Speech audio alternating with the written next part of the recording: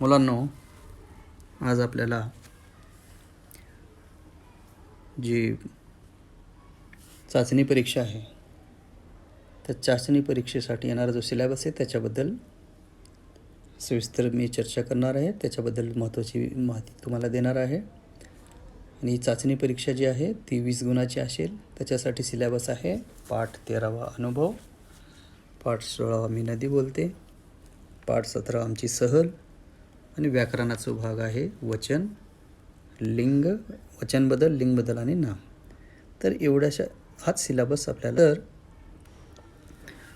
सुरुवातीला आपल्याला रिव्हिजन करायचे. या जे काही आपण हे धडे आपण पाहिलेले आहेत ऑलरेडी, आणि परत एकदा आपण या धड्याची रिव्हिजन म्हणजे एक प्रकारचा अभ्यास जो आहे तुमचा झालेला असला तरी सुद्धा आपण लक्षात राहण्यासाठी रिव्हिजन करत आहोत, कारण परीक्षेमध्ये आपल्या लक्षात राहणं अतिशय गरजेचं आहे. तर प्रथम आपण अनुभव धड्याबद्दल बघू. अनुभव जे पाठ आहे पाठ 13वा, त्याच्यामध्ये मारिया शाळेतून घरी आली होती. त्यानंतर आईवडील घरी नव्हते.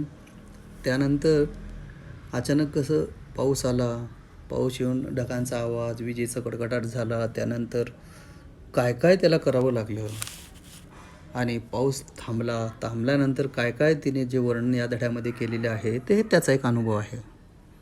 तर हा आपला जो अगोदरचा व्हिडिओ जर तुम्ही पाहिला अनुभव 1, त्याच्यामध्ये डिटेल मी सांगितलेलं आहे. तरी पण मी थोडक्यात तुम्हाला मारियाचं जे आहे सुरुवात, जी शाळेतून घरी आली त्यानंतर आईवडील बाहेर गेले होते, त्यानंतर मध्ये अनेक घटना घडल्या आणि त्याच्यानंतर घटनाक्रम वाढत शेवटी जोपर्यंत आईवडील घरी आले नाही तोपर्यंत हा मारिया कंटाळली होती. दिवसभराचे जे अनुभव आहे, त्यानंतर आई आली, त्याला आईला प्रेमाने बिलगली मारिया. हे जे आहे ह्या धड्यामध्ये सर्व आपण अगोदरचा व्हिडिओ पाहिला तर त्यामध्ये कळेल. तर या ठिकाणी याच्यावरती कसे आपण धडा वाचणं अतिशय गरजेचं आहे. पाठ वाचन जर केलात तर आपल्याला कुठलाही प्रश्न कसाही आला तर त्याचं उत्तर देता येईल. तर प्रथम आपला जो धडा आहे या धड्यामध्ये काय दिलेले, योग्य पर्याय निवडायचे. काय करायचं आहे? योग्य पर्याय निवडायचं आहे. म्हणजे कसं 4 पर्याय दिलेले आहेत. 4 पर्यायापैकी जे अचूक आहे, जे योग्य आहे ते आपल्याला त्या ठिकाणी लिहायचं आहे. तर या ठिकाणी आपण एक उदाहरण बघूया की मारियाचे लक्ष कोठे गेले. आपण धडा वाचलात तर मारियाचे लक्ष कोठे गेले होते आपल्याला लगेच लक्षात येईल. तर या ठिकाणी 4 पर्याय असेल: खिडकीकडे, घड्याळाकडे, कुलुपाकडे, झाडाकडे. तर ह्या 4 पर्यायापैकी जर आपण पाहिलात, पुस्तक वाचलात, तर मारिया जे आहे मारियाचे लक्ष हे खिडकीकडे गेले का कुठं गेले हे धडा वाचल्यानंतर कळेल. तर याचं उत्तर, योग्य उत्तर आहे मारियाचे लक्ष कोठे गेले. याचं योग्य उत्तर आहे घड्याळाकडे. कोटाकडे गेले? घड्याळाकडे मारियाचे लक्ष गेले, हे योग्य उत्तर आहे. तर या ठिकाणी आपण ज्यावेळेस पाठ वाचन करतो, पाठ वाचन केल्यानंतर थोडंसं आठवण केल्यानंतर सगळ्या गोष्टी आपल्या लक्षात राहतात. आता दुसरं एक उदाहरण बघू. फॉर एक्झाम्पल प्रश्न जे आहे आपण बघूया. मारिया शाळेतून केव्हा घरी आली? तर याचा पर्याय आहेत सकाळी, दुपारी, रात्री, सायंकाळी. जर आपण पुस्तक वाचलात तर त्याच्यामध्ये आहे बघा, मारिया दुपारी शाळेतून घरी आली. तर योग्य पर्याय काय याचं? अचूक उत्तर काय आहे? तर मारिया शाळेतून केव्हा घरी आली? तर सकाळी, दुपार, रात्री का सायंकाळी? नाही, सकाळी नाही, सकाळ आणि दुपारी. मारिया दुपारी शाळेतून घरी आली. तर योग्य उत्तर काय आहे? दुपारी आहे. रात्री, सायंकाळी किंवा सकाळी हे चुकीचे उत्तर आहेत. तर प्रत्येक उदाहरण बघूया आपण. मारिया झालं आता. तर झाडाच्या पानातून पाणी कसे गळत होते?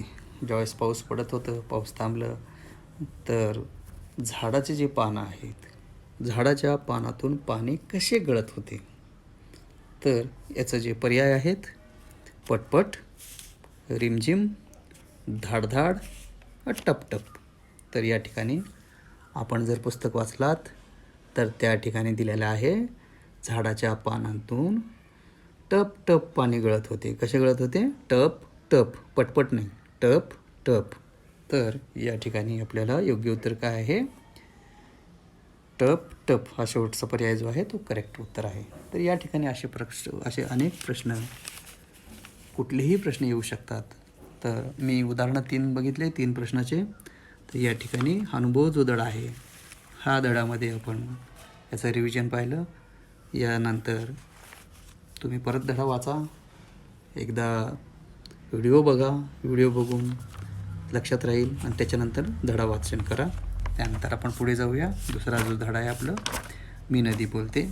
तर नदी बोलते याच्यामध्ये काय दिलेलं आहे की नदीचा जन्म कुठे कुठे होतो, नदी कशी मोठी होते, नदीला कसं अडवतात, धरणं कसे बांधतात, त्या धरणावरून वीज तयार कशी करतात, विजेचा वापर कशासाठी करतात, आणि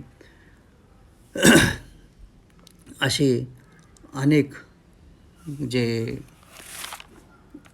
घटना आहेत या मी नदी बोलते स्वतः. तर नदी जर बोलली असती तर कशी बोलली असती याचं वर्णन या धड्यात केलेले आहे, नदी बोलते या धड्यात. तर नदी कशी उड्या मारत धावते, का उंच कड्यावरून वेगाने कोसळते धबधबा रूपाने, मग ती कुठे येते, सपाट झाल्यावर मग नदीचा वेग कसा कमी होतो, त्यानंतर नदी कोणाकोणाला उपयोगी पडते, नदीच्या पाण्यावरती म्हणजे धान्य कसे शेतकरी पिकवतात, मग गावामधून किंवा ज्या वस्त्या आहेत त्याच्यातून गेल्यानंतर नदीला कसा त्रास होतो, का कशी प्रदूषित होते, ह्याचं पूर्ण वर्णन या धड्यामध्ये आपण पाहिलेलं आहे. पण आपण हा धडा वाचला पाहिजे. तर या धड्यात जर प्रश्न उत्तर बघायचे असेल तर आपण उदाहरणार्थ बघूया की मी नदी बोलते. तर पहिला प्रश्न मी विचारतो, नदीचा जन्म कोठे होतो, नदीचा जन्म कोठे होतो. ज्यावेळेस तुम्ही पुस्तक वाचाल त्यावेळेस नदीचा जन्म कोठे होतो हे तुम्हाला लक्षात येईल. तर नदीचा जन्म कोठे होतो याचा पर्याय आहेत, ओढ्यात, समुद्रात, पर्वतावर का जमिनीवर. तर जर तुम्ही पुस्तक वाचला तर मी आहे नदी, माझा जन्म पर्वतावर होतो, मला अनेक ओढे येऊन भेटतात आणि त्या ओढ्यावर मी मोठी होत जाते.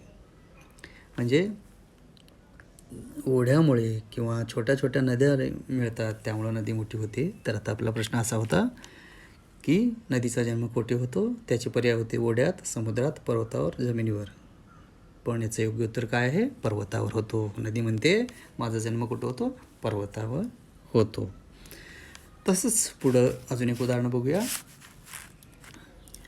तर या ठिकाणी नदी जे आहे, नदीला अडवतात म्हणजे काय, त्याच्यावरती धरण बांधतात. धरण बांधल्यावर तर वीज तयार कशी केली जाते, कारखाने कसे चालवतात विजेवरती, हे पण, आणि विजेचा उपयोग कशासाठी करतात हे याच्या ठिकाणी याच्यामध्ये दिलेलं आहे. तर आता आपला प्रश्न आहे, माणसे कारखाने कशावर चालवतात.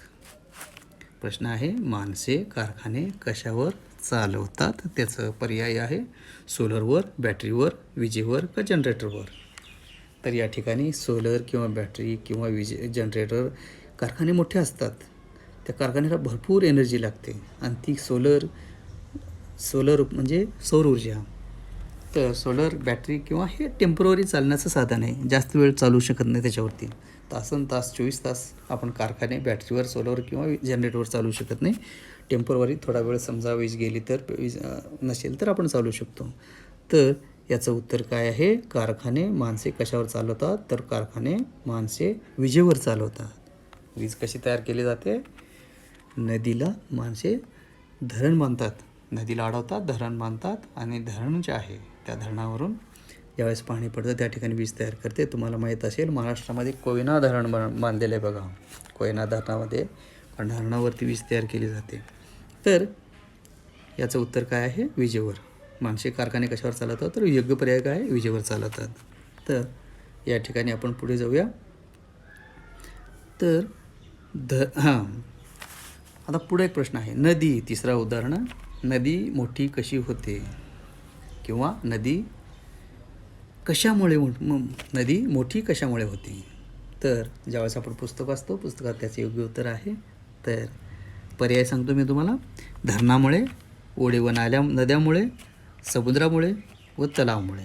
आपण मगाशी वाचलं की ओढ्यामुळे मी मोठी होते, इतर नद्याही मला येऊन मिळतात. म्हणजे थोडक्यात काय, ओढ्या आणि नद्या हे जर मिळाले तर नदी मोठी होत जाते. तर याचं बघा, नदी मोठी कशी होते? धरणामुळे, ओढे व नद्यामुळे, समुद्रामुळे का तलावामुळे? त्याचे योग्य उत्तर काय आहे? ओढे व नद्यामुळे.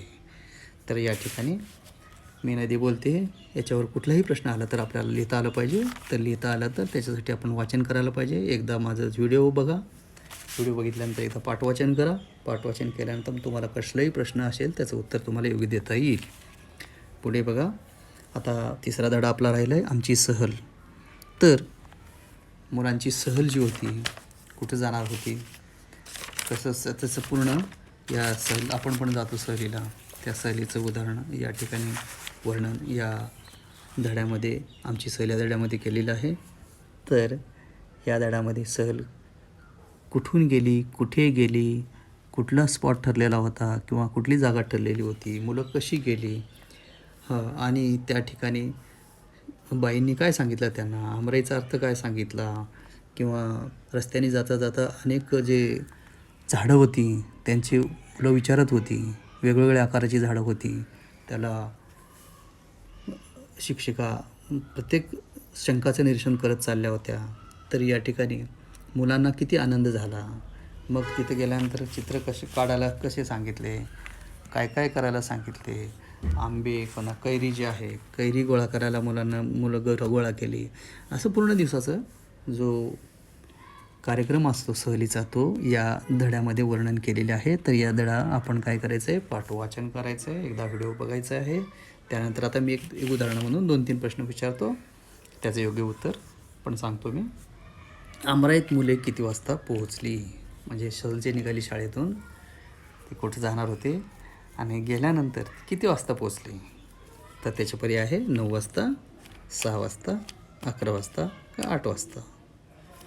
तर आपण जर धड्यामध्ये लक्ष दिलं तर आमराईमध्ये आम्ही सकाळी 11 वाजता पोहोचलो. म्हणजे सहलीचे मुले आमराईत किती वाजता पोहोचली, कुठं जायचं ठरलं होतं, आमराईमध्ये किती वाजता पोहोचली, 11 वाजता पोहोचली.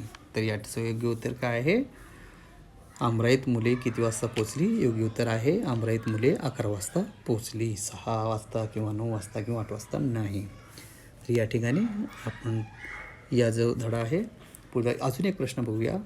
मुलांची सहल कोठे गेली होती? सिंपल प्रश्न आहे, एकदम साधा प्रश्न आहे. जर आपण पहिलंच वाक्य आहे, आमची सहल गावच्या आमराईत गेली होती. मुलांची सहल कुठे गेली होती? आमराईत. पण त्याला पर्याय बघा काय आहे, प्राणी संग्रहालयात, आमराईत, जंगलात, गावाजवळ. तर याचं योग्य पर्याय काय आहे? मुलांची सहल आमराईत गेली होती.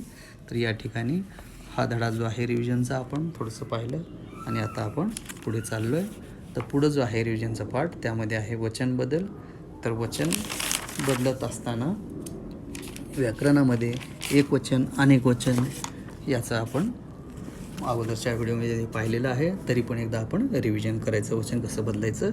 तर एखाद्या शब्दावरून, कोणत्याही एक शब्दावरून त्यांनी दाखवलेली वस्तूची संख्या एक आहे की एकापेक्षा अधिक आहे, मोर दॅन वन म्हणजे एकापेक्षा अधिक असेल तर आहे, हे समजते, यालाच वचन असे म्हणतात. म्हणजे एक आहे का अनेक आहे, एकापेक्षा जास्त असेल तर त्याला वचन असे म्हणतो. जेव्हा एखाद्या शब्दावरून वस्तू एकच आहे असा बोध होतो त्याला एकवचन म्हणतो. आणि ज्या शब्दावरून अनेक आहेत असं आपल्याला बोध होतो त्याला आपण अनेक वचन असे म्हणतो. जेव्हा एखाद्या वस्तूवरून, शब्दावरून वस्तू अनेक म्हणजे एकापेक्षा जास्त आहेत असा बोध होतो तेव्हा त्या शब्दाचे अनेक वचन मानले जाते. म्हणजे एक असेल तर एक वचन, अनेक असेल तर अनेक वचन, त्याला आपण त्या पद्धतीनं बोध करतो आपण. जसं आंबा, आंबे, एक असेल तर आंबा, अनेक असेल तर आंबे, एक असेल तर एक, अनेक असेल तर अनेक, कपडा, कपडे, कावळा, अनेक कावळे, डबा, अनेक डबे, दरवाजा, दरवाजे, बाग, बागा, बागला बाग किंवा बगीचा वगैरे म्हणत नाही आपण, बाग, बागा म्हणतो. इमारत, इमारती, इमारत, इमारती, खोली, खोल्या, रात्र, रात्री, वात, वाती, बहीण, बहिणी, मैत्रीण, मैत्रिणी, चूक, चुका, भाजी, भाज्या, पिशवी, पिशव्या. असं एकचं अनेक वचन आपण कसं करायचं तुम्हाला योग्य उत्तर येईल. त्या चारीपैकी एक योग्य जे आहे, करेक्ट उत्तर आहे ते आपल्याला लिहायचं आहे. त्यानंतर बघूया एक वचननंतर वचनबद्दल नंतर आपलं आहे लिंगबद्दलचा पार्ट पुढचा. तर लिंगबद्दल म्हणजे काय, हे व्याकरण जे आहे, व्याकरण ग्रामर जे म्हणतो आपण त्याला व्याकरणामध्ये. तर पुल्लिंग शब्दाचे स्त्रीलिंग शब्दात व पुल्लिंग व स्त्रीलिंग शब्द जे आहे, पुल्लिंग शब्द जे आहे त्याचं काय होतं, स्त्रीलिंग शब्दात आपण रूपांतर करतो, याला आपण लिंगबद्दल म्हणतो. तसेच जर एखाद्या शब्दावरून स्त्रीलिंग व पुल्लिंग जर असं बोध होत नसेल त्याला आपण स्त्रीलिंग असे म्हणतो.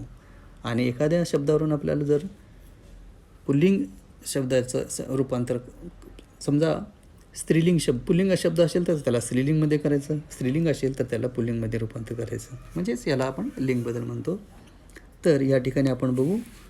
आणि एखाद्या शब्दावरून ती स्त्रीलिंग व पुल्लिंग दोन्हीचा बोध होत नसेल तर त्यास आपण नपुंसकलिंग म्हणतो. तर या ठिकाणी आपण जे आहे आई वडील, बैल गाय, दादा वहिनी, भाऊ बहीण, राजा राणी, मोर लांडोर, शेजारी शेजारी, हे लिंगी. वाघाचं स्त्रीलिंग काय आहे, वाघीण. कोकिळ कोकिळा, कोंबडा कोंबडी, चिमणा चिमणी, मुलगा मुलगी, आजोबा आजी. जसं बोकुड शेळी, मित्र मैत्रीण, गायक गायिका, मामा मामी, घोडा घोडी. म्हणजे आपण काय केलं, पुल्लिंगीचं जे आहे ते स्त्रीलिंगी केलं. तर या ठिकाणी आपल्याला हे जर तुम्ही अगोदरचं बघितलं तर लक्षात येईल. आता एखाद्या शब्दावरून आपल्याला पुल्लिंग पण नाही स्त्रीलिंग पण नाही असा बोध होत नाही, त्याला आपण नपुंसकलिंग म्हणतो. फॉर एक्झाम्पल गाव, घर, पाणी, रोप म्हणजे पुस्तक, शेत, शिंग, लाकूड, जग, औषध, आभाळ, अंगण, काम, चित्र, दूध, जीवन, तळे, हे मागच्या वेळेस आपण पाहिलेले. जर त्याला आपण नपुंसकलिंग म्हणतो. या ठिकाणी पुल्लिंगमधून स्त्रीलिंगमध्ये रूपांतर करता आलं पाहिजे. आणि योग्य उत्तर जे आहे आपल्या प्रश्न त्याच्यामध्ये येईल त्याचं करता येईल आपल्याला. त्यानंतर आपण बघूया नाम राहिले आपलं फक्त. तर आपण पाहिलं वचनबद्दल, लिंगबद्दल. आता नाम कसं ओळखायचं. आता आपण म्हणतो तुम्हाला इंग्लिशमध्ये नाऊन आहे तसंच मराठीत नाम आहे. म्हणजे एखाद्या ठिकाणाचे किंवा वस्तूचे किंवा कुठल्याही जागेचे जे आपण त्याला एक नाव दिलेलं असतं, पर्टिक्युलर नाव. जसं आपण शाळेत गेलो, इमारत, खुर्ची, टेबल, फळा, हे पर्टिक्युलर त्यांना त्याच नावाने आपण ओळखतो. तर प्रत्येकाचं जे नाव आहे त्याला आपण नाम म्हणतो. तर तुम्हाला एक उदाहरण देतो मी, त्याच्यामध्ये नाम कसं ओळखायचं तेही सांगतो. मी विमानाने प्रवास केला. फॉर एक्झाम्पल, मी विमानाने प्रवास केला. तर या ठिकाणी यामध्ये नाम काय आहे, विमान. काय आहे नाव, विमान. मी कशाने प्रवास केला, विमानाने. म्हणजे विमान म्हणजे एक ठराविक नाव दिलेलं आहे त्याला नाव असं म्हणतो आपण. दुसरं उदाहरण देऊ आपण. पवना नदीला पूर आला. कुठल्या नदीला पूर आला, नाव काय आहे याच्यामध्ये, पवना. पवना नदीला पूर आला. याच्यामध्ये नाम काय ओळखायचं, पवना हे नदीचं नाव आहे म्हणून त्याला नाम म्हणायचं. तर तुम्हाला असा प्रश्न येईल की एक वाक्य येईल आणि त्याच्यातलं नाम ओळखायचं येईल. त्यामध्ये 4 पर्याय असेल, योग्य असेल त्याला आपण ओळखायचं आहे आणि तिथे लिहायचं आहे. दुसरा एक उदाहरण देतो. मला पेरू खायला आवडते. मला पेरू खायला आवडते. तर याच्यामध्ये नाम काय आहे, पेरू. पेरू काय एखाद्या फळाचं नाव आहे. तर या ठिकाणी मला पेरू खायला आवडते. तर या ठिकाणी आपण आजचा जो अभ्यासक्रम होता त्यामध्ये 3 धडे, त्याच्यानंतर व्याकरणाचा भाग हे पाहिलं इथं आपण. आणि आपण परीक्षेची तयारी करावी. तिन्ही धडे वाचावे. तरी व्याकरणाचा जो झालेला भाग आहे तो वाचावा. त्यामुळे आपल्याला योग्य उत्तर लिहिता येईल. ठीक आहे. All the best. आपली परीक्षा साधारणतः नोव्हेंबर 1st वीकमध्ये असेल. तुम्हाला येईलच टाईम, कधी असेल त्याचं टाईम टेबल येईल. त्यामुळं ऑल द बेस्ट. थँक्यू.